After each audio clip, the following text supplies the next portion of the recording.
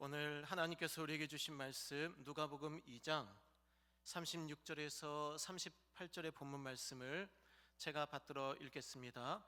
또 아셀 지파 바누엘의 딸 안나라 하는 선지자가 있어 나이가 매우 많았더라.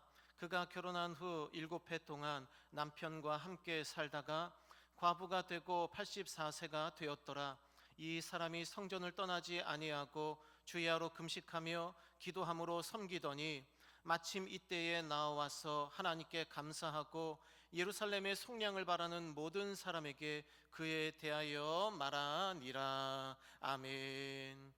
이 말씀은 살아계신 하나님의 말씀입니다. 남정림 시인의 낮은 곳에 임하신 임마누엘이란 시를 우리가 함께 나누겠습니다. 지극히 높으신 당신이 지극히 낮은 마굿간에 임마누엘로 임하신 것은 사랑 때문이겠지요.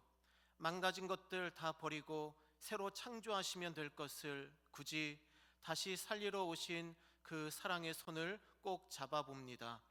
오늘은 응달에서 떨고 있는 영혼, 떠돌이 별처럼 외로운 영혼들, 당신 사랑의 손길 느끼게 하소서. 가장 낮은 곳에 임하시는 임마누엘, 가장 낮은 자가 되신 임마누엘, 당신의 사랑이 온 세상을 덮으소서. 당신 사랑만이 온 세상이 되소서. 남정림 시인은 이 성탄의 핵심 주제를 임마누엘로 표현하고 있습니다. 우리와 함께 하시는 하나님, 이 땅에 오신 예수님이 함께 하시되 가장 낮은 곳, 지극히 낮은 마국간, 가장 낮은 곳에 임하시어 가장 낮은 이와 함께 하셨다라고 하는 것이죠. 그렇다면 가장 낮은 이는 누구이겠습니까? 단순히 경제적으로 조금 연약하고 육신의 질병이 든 사람들을 가리키겠습니까? 이에 대해서 마태복음은 분명히 이야기하지요. 심령이 가난한 자가 복이 있다. 마음이 가난한 자.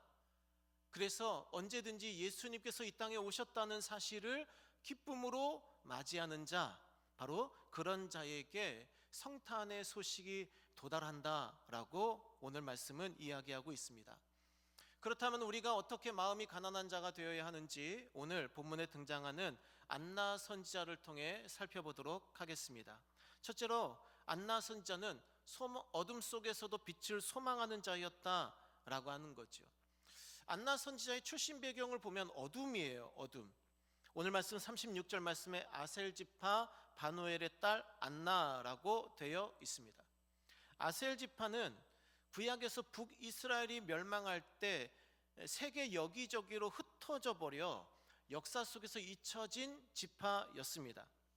하지만 하나님은 역사 속에서 잊혀진 지파 아셀 지파 가운데에서 메시아를 대망하는 여선지자를 세워주셨다라고 하는 것이죠. 게다가 여성입니다. 여성 선지자는 주류가 아니죠. 오늘날도 사실은 주류라고 말할 수 없지 않습니까?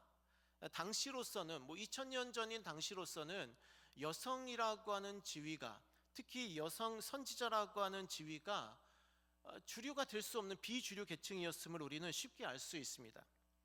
당시의 여성은 제가 몇 번 말씀을 드렸습니다만 오늘날과는 여성 인권에 대한 인식이 많이 달랐죠. 게다가 이스라엘은 우리나라 못지않게 매우 가부장적인 사회였습니다. 그래서 법정에서 여성이 10명이 있고 20명이 있어도 남성 2명의 증언을 이기지 못해요. 그 정도로 공식적으로 여성은, 특히 과부는 사회 속에서 존중받지 못하는 계층이었다. 시대적인 한계이죠. 그래서 이스라엘에서는 경제적으로 하류층을 이야기할 때 대표적으로 2개 부류가 언급됩니다. 고아와 과부가 언급되죠. 출애굽기 22장 22절 말씀에 너는 과부나 고아를 해롭게 하지 말아라. 시편 68편 5절 말씀 우리 함께 읽겠습니다. 그의 거룩한 처소에 계신 하나님은 고아의 아버지시며 과부의 재판장이시라. 아멘. 그래서 하나님이 은혜로우신 하나님이다라는 표현을 할 때는 하나님은 고아의, 과부의 하나님이시다라는 표현이 성경에 등장하는 것입니다. 하지만 오늘 본문 속에 등장하는 아셀 지파 그리고 여선지자 안나는 오늘 말씀 37절 말씀처럼 성전을 떠나지 아니하고 금식하며 기도함으로 섬겼던 그 하나님께 대한 신실한 마음으로 말미암아 안나라고 하는 그 이름 그대로 하나님의 은총을 온몸으로 누리게 되었다라고 하는 것이죠. 아버지 바누엘이라고 하는 이름 그대로 하나님의 얼굴빛을 온 삶으로 체험하고 맛보게 되었다라고 하는 것입니다. 그렇게 늘 거하던 성전에서 메시아이신 아기 예수님을 대망하게 되는, 만나게 되는, 그리고 온 세상을 비추는 빛을 체험하게 되는 은혜를 누리게 되었다라고 하는 것이죠. 사랑하는 성도 여러분, 예수님께서 우리 가운데에 찾아오십니다. 성탄절이 그런 의미이죠. 우리의 삶에 찾아오시는 예수님을 노래하는 절기가 성탄절입니다. 예수님 우리 가운데 찾아오시어 어떤 일들을 이루십니까? 우리 죄를 사해 주십니다. 수고하고 무거운 짐진 우리를 쉬게 하십니다. 새로운 피조물로 거듭나게 하십니다. 우리 영과 육의 질병을 고쳐주십니다. 우리의 눈물을 닦아주십니다. 선한 목자가 되어 영생길로 인도하십니다. 우리를 친구라 불러주시며 하나님의 자녀의 특권을 부여하시며 참 평안을 선물해 주시고 영원한 생명을 부어주시며 천국길로 안내해 주시는 것입니다. 근데 이러한 복이 누구에게 찾아오느냐? 그냥 성탄절을 홀리데이 정도로, 휴일 정도로 생각하는 이들에게 이런 은혜가 찾아오겠습니까? 세상이 아무리 반짝이는 불빛과 붉은색 옷들 가운데 흥청망청 둘러싸여 있어도 마치 그들은 크리스마스 분위기를 그들 스스로 다 누리는 것 같아 보여도 우리에게 찾아오시는 예수님의 복은 어둠 속에서도 본인의 사명을 잊지 않고 빛을 소망하고 기다리고 참고 인내하며 기도하는 성도들에게 임하신다라고 하는 거죠. 세상은 교회를 잊을 수 있습니다. 하지만 하나님은 교회를 잊지 않으신다라고 하는 것입니다. 폴란드의 간호사 이레나 샌들러 여사라는 분이 계십니다. 2차 세계대전 당시에 바르샤바 게토에서 유대인 어린이들 2,500명을 탈출시킨 영웅적인 인물입니다. 게토에 들어가고 나오고 할 때마다 공구상자나 쓰레기 봉지나 시체 더미 사이에 유대인 아이들을 끼워서 몰래 빼와서 탈출시켰던 것입니다. 하지만 이 행위가 발각되었습니다. 투옥되었습니다. 하지만 그 투옥되기 전에도 자기의 생명보다 그 유대인 어린아이들의 생명이 더 귀중하니 그녀가 갖고 있었던 이 유대인 어린아이들의 명단을 급히 나무 밑에 숨기어서 그 증거를 이제 인멸하고, 그래서 나머지 어린이들도 무사히 탈출할 수 있도록 끝까지 그렇게 도왔던 영웅이었습니다. 투옥된 후에는 사형 선고를 받았습니다. 그 어린아이들, 유대 어린아이들의 명단을 확보하기 위해 무수한 고문을 당했습니다. 하도 두들겨 맞아서 두 팔과 두 다리가 모두 부러졌습니다. 몽둥이로 맞았기 때문이죠. 그럼에도 끝까지 명단을 풀지 않았습니다. 그래서 이들은 이 여인이 죽었다고 생각했습니다. 그리고 내다 버렸지만 결국은 생존하여서 그 뒤로 수십 년을 살아 2008년까지 생존하시게 되었다라고 하는 것입니다. 근데 안타까웠던 것은 이 이레나 여사의 이야기가 묻혀 있었어요. 아무도 그분의 존재를 몰랐습니다. 그냥 몇몇 사람만 알 뿐이고 이제 그 나라에서만, 폴란드라고 하는 나라에서만 그냥 암암리에 알려졌던 그런 사람에 불과했습니다. 그러던 중 1999년 미국 캔자스주의 유니언타운의 중학생들이 국제 역사의 날을 맞이해서 프로젝트 하나를 기획했습니다. 지도교사인 노먼 코나드 교사의 지도에 따라서 뉴스기사 한 줄, 2차 세계대전 당시 2,500명의 유대 어린이들을 구한 여성이 있다라고 하는 그 뉴스기사 한 줄을 가지고 학생들에게 이 한 줄에 대해서 한번 너희들이 연구를 해봐라, 한번 이 역사적 사실을 한번 이렇게 조금 캐보아라 라고 프로젝트를 내준 거죠. 그리고 이 학생들은 웹사이트를 개설했습니다. 증거들을 모으기 시작했습니다. 여기저기 찾아가서 인터뷰를 했습니다. 그리고 드디어 폴란드에 실제로 그 당시에 살아 계셨던 이 이레나 여사를 찾아가서 여러 번 만나고 이야기를 듣고 증거를 확인하고, 이것 때문에 책이 쓰여졌습니다. 이 이레나 여사에 대한 연극이 미국 전역에서 공연되었습니다. 나중에 다큐멘터리로 만들어지고 영화로도 만들어지게 되었습니다. 그 전에 이레나 샌들러 여사는 알려지지 않은 인물이었어요. 폴란드 밖에서는 아무도 모르는 존재였습니다. 하지만 이 학생들의 프로젝트, 이 열심히 이루어졌던 프로젝트의 결과로 폴란드 대통령이 이 이레나 여사에 대해서 깨닫게 된 것이죠. 폴란드 최고의 훈장인 흰 독수리 훈장을 수여받게 되었습니다. 여러 가지 굵직굵직한 상들을 받게 되었습니다. 노벨 평화상 수상 후보에까지 오르게 되었습니다. 근데 이제 이 이레나 여사가 본인이 받았던 상들 중에 제일 소중하게 여겼던 하나의 상이 있었다고 합니다. 미소 훈장, Order of the Smile이라고 해서 전 세계의 어린이들이 추천하는 사람들 가운데 어린이들이 뽑은 사람에게 주는 훈장, 그 훈장을 이레나 샌들러 여사는 죽기까지 가장 소중하게 여겼다라고 하는 것이죠.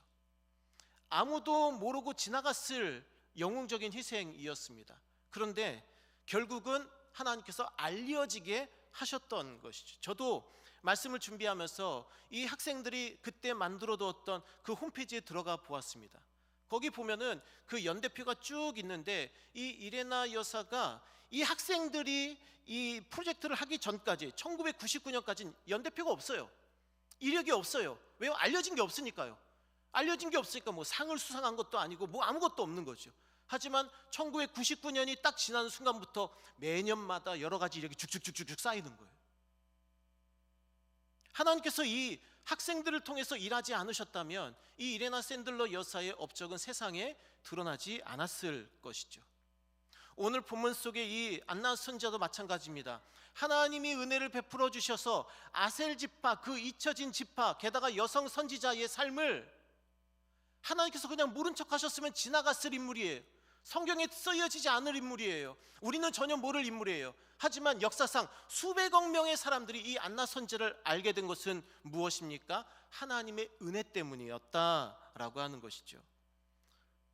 세상은 교회를 잊어도 하나님은 교회를 잊지 않으십니다. 세상은 크리스마스를 휴일로 생각하여도 하나님은 우리와 같이 아기 예수님을 예배하는 교회를 잊지 않으시어 구원의 길을 우리에게 은혜로 선물하신다 믿으시기를 주님의 이름으로 축복합니다. 이사야 49장 15절 말씀 우리 함께 읽겠습니다. 여인이 어찌 그 젖먹는 자식을 잊겠으며 자기 태에서 난 아들을 긍휼히 여기지 않겠느냐. 그들은 혹시 잊을지라도 나는 너를 잊지 아니할 것이라. 아멘. 우리를 잊지 아니하시어 우리에게 아기 예수님을 보내주신 거룩하신 하나님의 사랑과 은혜를 저와 여러분이 날마다 누림으로 어둠 속에서도 빛을 소망하는 우리 빛과 소금 교회 성도 여러분 다 되실 수 있기를 주님의 이름으로 축복합니다.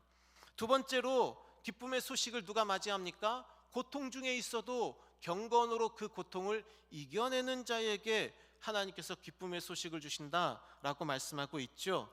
오늘 말씀에서 특히 강조가 되는 것은 안나 선지자의 나이가 강조됩니다. 우리 오늘 말씀 36절 37절 함께 읽겠습니다.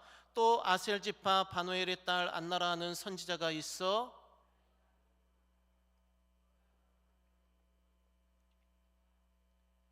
과부가 되고 84세가 되었더라. 이 사람이 성전을 떠나지 아니하고 주야로 금식하며 기도함으로 섬기더니. 아멘.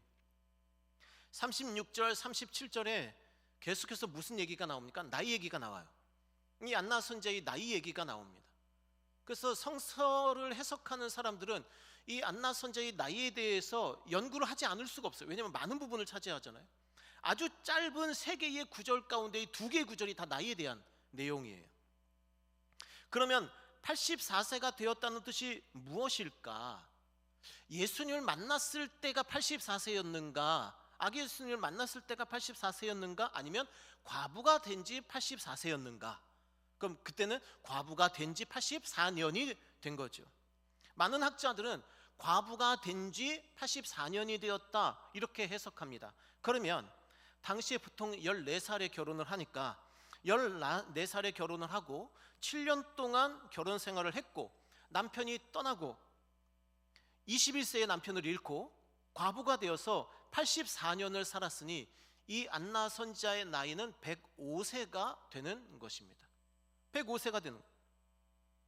설령 안나 선지자의 나이 자체가 84세라 하더라도 그 기나긴 고통의 그 질적 시간, 질적인 고통의 시간은 아무도 부정하지 못할 겁니다. 105세로 예수님을 맞이했든 아니면 84세로 예수님을 맞이했든 그 긴 시간 동안 홀로 과부로 지내며 하나님 앞에 금식함으로 깨어 있었던 안나 선자의 고통의 시간은 매우 긴 고통의 시간이었다라고 볼 수 있는 거죠. 말씀드린 대로 이 과부라고 하는 존재는 성경 시대에는 매우 힘들고 사람의 삶을 괴롭게 하는 단어였습니다. 우리나라에도 이 과부를 가리키는 말이 세 글자짜리가 있죠. 미망인이라고 하는 단어가 있습니다. 남편이 죽고 홀로 된 여인의 모습을 표현하죠. 그 표현의 어감이 괜찮다, 고급스럽다 해서 현대에는 과부라는 표현보다는 미망인이라는 표현을 더 즐겨 사용하기는 합니다. 하지만 미망인이라고 하는 이 단어의 유래는 결코 유쾌하지 않지요. 미망인은 무슨 뜻입니까? 아직 따라 죽지 못한 사람이라는 뜻입니다. 남편이 죽을 때 같이 죽었어야 하나 아직 따라 죽지 못한 사람을 가리키는 말이 미망인이다 라고 하는 거죠. 얼마나 잔인한 표현입니까? 왜 남편이 죽었다고 같이 죽어야 합니까? 왜 남편이 죽었다고 같이 따라 죽어야 하는 것입니까? 그만큼 당시에는 또 우리나라에도 얼마 전까지도 이 과부에 대한 사회적 편견이 깊고 깊었던 것을 볼 수 있는 것이죠. 심지어 우리나라의 무당들은 살성이라는 표현도 사용했습니다. 남편을 잡아먹은 살이 끼었다는 무속신앙의 표현인 것이죠. 하물며 2000년 전 지독히 가부장적인 유대 사회에서 거의 평생을 21세 이후로 거의 평생을 과부로 지낸다는 것이 얼마나 고통스러운 나날이었겠습니까? 하지만 그 긴 고통의 시간 안나 선자는 어떻게 그 고통을 이겨냈습니까? 오늘 말씀 37절 말씀에 성전을 떠나지 아니하였다라고 표현하고 있습니다. 성전을 떠나지 아니하였다. 다른 사람들 같으면 그 고통의 무게에 짓눌려 어떤 병이 걸렸을 수 있겠습니다. 마음의 병이 걸렸을 수도 있고 육체의 병이 걸렸을 수도 있고 삶의 목적을 잃고 희미한 삶을 살아가며 겨우겨우 생명줄 붙으며 억지로 살았을지도 모를 그 긴 세월의 고통의 시간. 하지만 오늘 본문에 등장하는 안나 선자는 성전을 떠나지 않았던 삶으로 그의 경건을 우리는 생각해 볼 수가 있는 거죠. 과부이고 생활이 궁궁해서 노숙자처럼 성전에 지냈다는 이야기가 아닙니다. 단순히 물리적인 거주지로서 성전을 이야기하는 것이 아닙니다. 안나 선자의 삶의 중심축이 다름 아닌 성전, 곧 하나님의 임재를 사모하는 삶이었다라고 하는 것이죠. 왜 성전을 떠나지 않았는가? 하나님의 말씀에 성전은 메시아 곧 그리스도께서 오신다는 약속이 말씀으로 보장되어 있는 장소가 성전이었기 때문이었습니다. 말라기 3장 1절 말씀 우리 함께 읽겠습니다. 만군의 여호와가 이르노라 보라 내가 내 사자를 보내리니 주가 갑자기 그의 성전에 임하시리니 곧 너희가 사모하는 바 언약의 사자가 임하실 것이라. 아멘. 메시아 곧 그리스도께서 주님께서 어디에 오신다고요? 갑자기 그의 성전에 임하시리니. 이 말씀을 붙들고 안나 선자는 평생을 성경 중심으로 하나님의 임재를 중심으로 하나님께 예배하는 삶을 중심으로 하나님을 섬기는 삶을 중심으로 살아오다가 이 땅에 오신 아기 예수님을 만나는 영광을 누리게 되었다라고 하는 것이죠. 사랑하는 성도 여러분, 저와 여러분이 고통 중에서도 경건의 능력을 잃지 않으시기를 주님의 이름으로 부탁드립니다. 우리가 고통을 해석하는 방법은 여러 가지가 있겠습니다. 고통을 해석하는 방법은 여러 가지가 있겠으나 우리 성도들은 고통을 어떻게 해석합니까? 이 고통을 견디고 인내하면 우리가 주님을 맞이할 수 있구나 라는 믿음의 해석이 제일 우선되는 해석이다라고 하는 것이죠. 안나는 그러했습니다. 고통 중에 하나님께 소망을 두었습니다. 하나님의 임재 가운데 소망을 두었습니다. 이 땅 가운데 오시는 왕이신 하나님, 구주로 메시아로 그리스도로 오시는 하나님께 소망을 두는 삶을 살았습니다. 디모데전서 5장 5절 말씀 같았습니다. 참 과부로서 외로운 자는 하나님께 소망을 두어 주야로 항상 간구와 기도를 하거니와. 아멘. 사랑하는 성도 여러분, 저와 여러분이 때로 고통 중에 있고 어려움 중에 있을 때라도 하나님께 소망을 두고 우리를 만나주시는 하나님의 은혜 중심으로 살아갈 수 있기를 주님의 이름으로 부탁을 드립니다. 우리 그렇게 성전 중심의 삶을 살아갈 때에 우리가 고통을 이겨내는 하나님의 능력을 체험할 수 있을 줄 믿습니다. 하나님께로부터 위로받을 수 있을 줄 믿습니다. 그리고 나아가 우리가 하나님께로부터 위로를 받아 그 위로로 다른 사람, 다른 환난 중에 있는 사람을 위로할 수 있을 줄 믿습니다. 우리 고린도후서 1장 3절과 4절 말씀 우리 믿음으로 고백합니다. 찬송하리로다. 그는 우리 주 예수 그리스도의 하나님이시요 자비의 아버지시요 모든 위로의 하나님이시며 우리의 모든 환난 중에서 우리를 위로하사 우리로 하여금 하나님께 받는 위로로서 모든 환난 중에 있는 자들을 능히 위로하게 하시는 이시로다. 아멘. 우리의 사명까지 연결되는 거예요. 우리는 고통 중에 있었던 존재예요. 그런데 하나님은 그런 우리를 들어 세우사 우리를 위로하실 뿐만 아니라 그렇게 우리와 비슷한 환난을 겪고 있는 자들에게 위로하는 능력도 베풀어라 라고 우리에게 사명을 주고 계십니다. 저와 여러분이 이 성탄의 날들에 우리 주변에 고통하고 외로우며 힘들어하는 이들을 찾아 위로하고 예수 그리스도의 탄생의 소식을 증거할 수 있기를 주님의 이름으로 축복합니다. 마지막 세 번째로 안나 선자의 특징은 무엇입니까? 기도로 깨어있는 자였다라고 하는 것이죠. 깨어있다라고 하는 것은 그냥 기도를 할 수 있을 때, 하고 싶을 때, 은혜가 될 때 했다는 말이 아닙니다.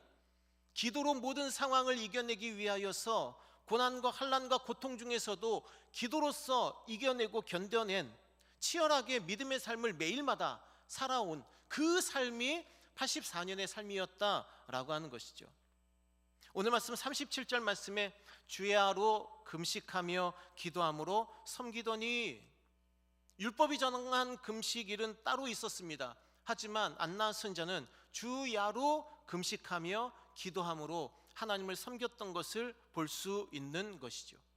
말 그대로 데살로니가전서 5장 16절에서 18절의 말씀을 이루기 위해서 애썼습니다. 항상 기뻐하고 쉬지 않고 기도하고 범사에 감사함으로 치열하게 하나님의 뜻을 성취하는 삶을 살아냈던 것입니다.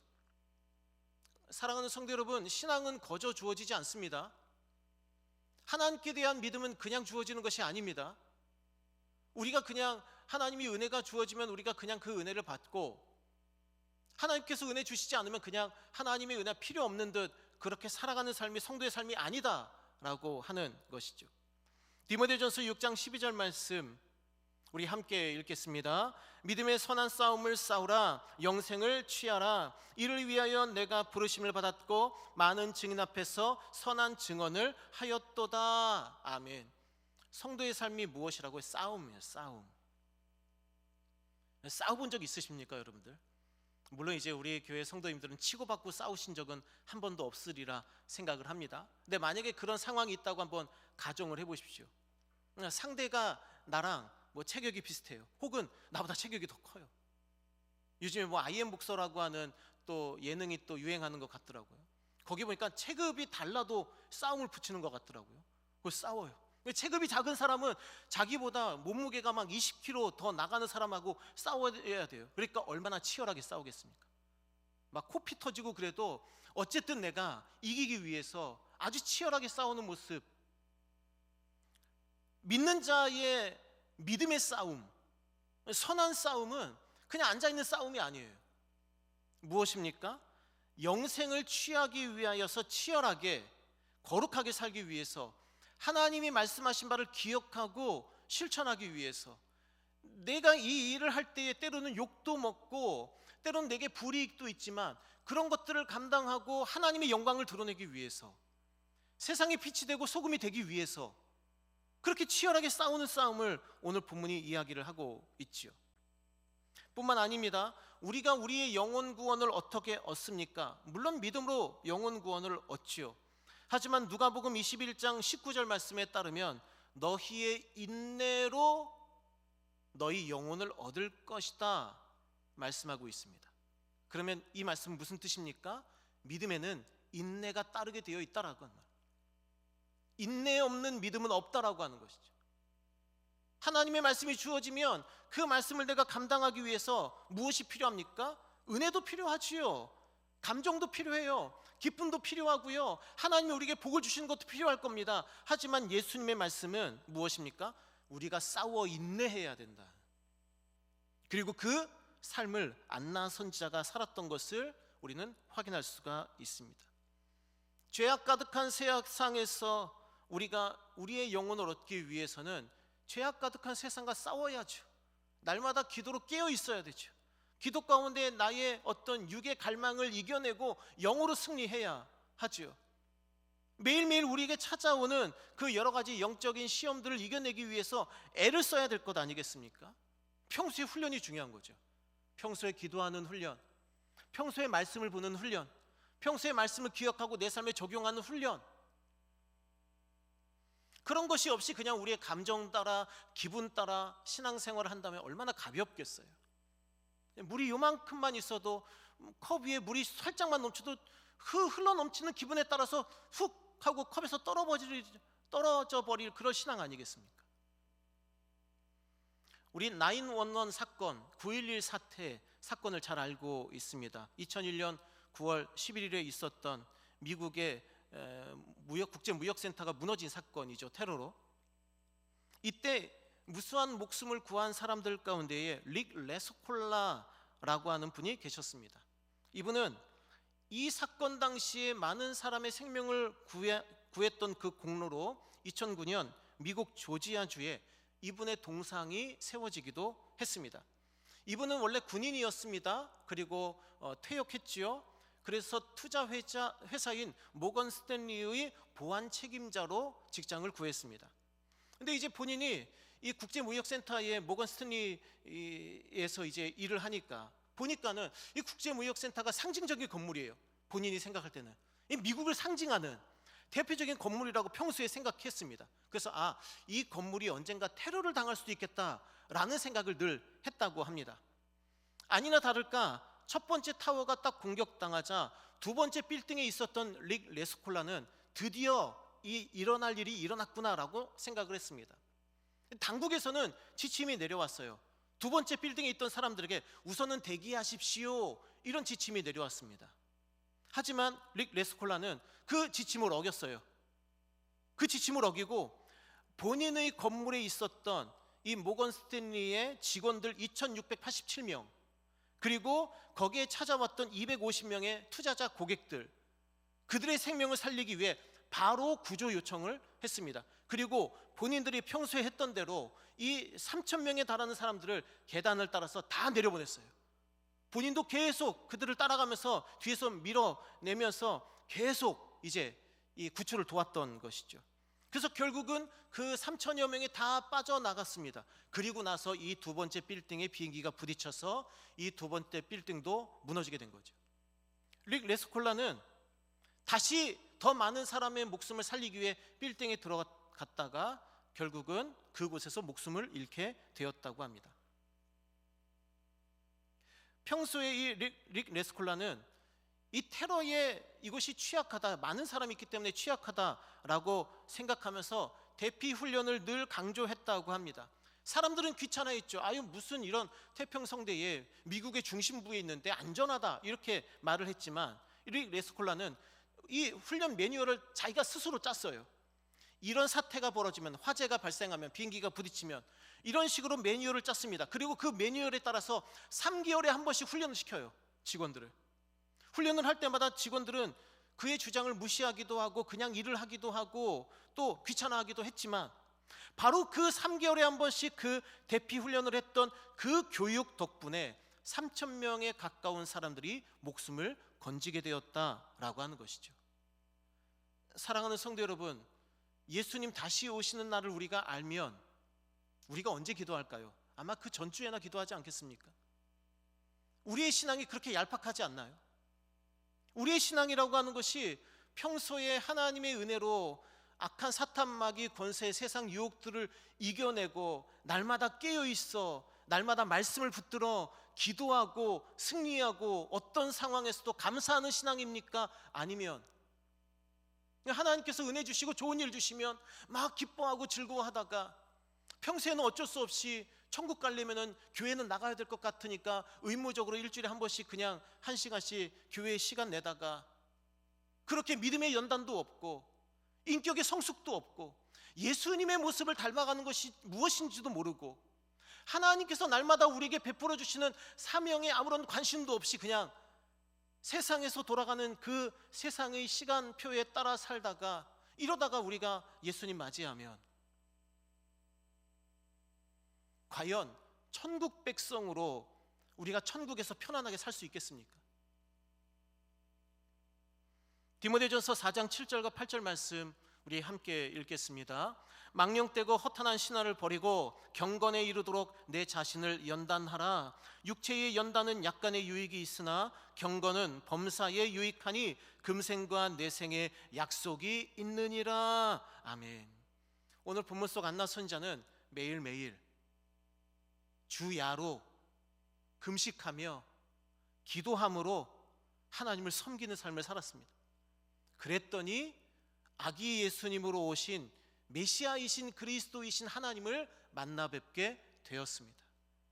사랑하는 성도 여러분, 저와 여러분의 신앙은 어떤 신앙인지 그냥 감정과 은혜와 복을 받고 들뜨는 신앙인지 아니면 매일매일 내가 고통 중에 있고 어둠 속에 있어도 나 혼자만 위할 뿐만이 아니라 나와 같은 형편과 처지에 있는 사람들에게 복음을 증거하기 위해서 날마다 기도하고 깨어있어 사명을 감당하는 신앙인지 저와 여러분이 우리 자신을 좀 돌아보고 이제 25일 우리가 성탄절을 맞이하게 될 겁니다.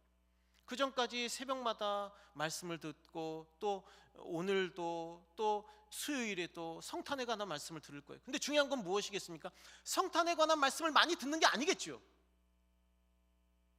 아니 대림절 4주의 기간 동안 거의 한 달 기간 동안 성탄에 관한 말씀을 매일마다 듣는 그것 자체가 중요하겠습니까? 아니면 오늘 본문 속에 등장하는 이 안나 선지자와 같이 내 삶의 고통과 고난을 이겨낼 하늘에서 오는 영적 지혜와 우리 마음 가운데 성령님이 주시는 그 날마다 경건에 이르게 하시는 그 훈련으로 우리가 이 땅에서부터 천국 백성으로 훈련되어 항상 기뻐하고 쉬지 않고 기도하며 모든 일에 감사한 그 넉넉한 신앙을 갖는 것이 중요한지는 우리가 너무 명백히 알 수 있다라고 하는 것이죠.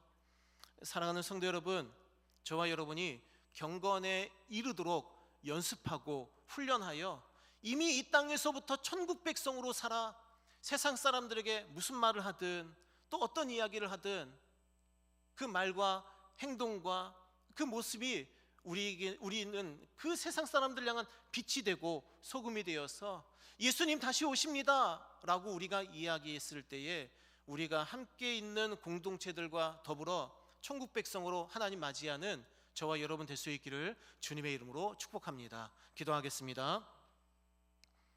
사랑과 은혜가 풍성하신 하나님 아버지, 모든